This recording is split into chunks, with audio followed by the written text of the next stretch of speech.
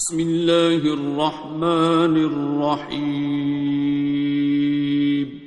شروع اللہ کا نام لے کر جو بڑا مہربان نہایت رحم والا ہے. الرحمن وہ جو نہایت مہربان ہے. علم القرآن اسی نے قرآن کی تعلیم فرمائی. خلق الانسان اسی نے انسان کو پیدا کیا. علمہ البیان اسی نے اس کو بولنا سکھایا. الشمس والقمر بحسبان سورج اور چاند ایک حساب مقرر سے چل رہے ہیں. والنجم والشجر يسجدان اور بوٹیاں اور درخت سجدہ کر رہے ہیں. والسماء رفعها ووضع الميزان اور اسی نے آسمان کو بلند کیا اور میزان عدل قائم کر دی.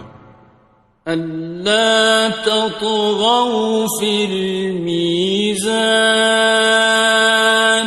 کہ اس میزان میں حد سے تجاوز نہ کرو. وَأَقِيمُوا الْوَزْنَ بِالْقِسْطِ وَلَا تُخْسِرُوا الْمِيزَانَ اور انصاف کے ساتھ ٹھیک تولو اور تول کم مت کرو. خلق الإنسان من صلصال كالفخار اسی نے انسان کو ٹھیکرے کی طرح کھنکھناتی مٹی سے بنایا. وخلق الجان من مارج من نار اور جنات کو آگ کے شعلے سے پیدا کیا. فبأي آلاء ربكما تكذبان تو تم اپنے پروردگار کی کون کون سی نعمت کو جھٹلاؤ گے. رب المشرقين ورب المغربين وہی دونوں مشرقوں اور دونوں مغربوں کا مالک ہے. فبأي آلاء ربكما تكذبان تو تم اپنے پروردگار کی کون کون سی نعمت کو جھٹلاؤ گے. خلق الإنسان من صلصال كالفخار اسی نے انسان کو ٹھیکرے کی طرح کھنکھناتی مٹی سے بنایا. وخلق الجان من مارج من نار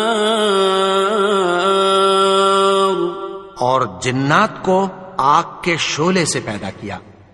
فبأي آلاء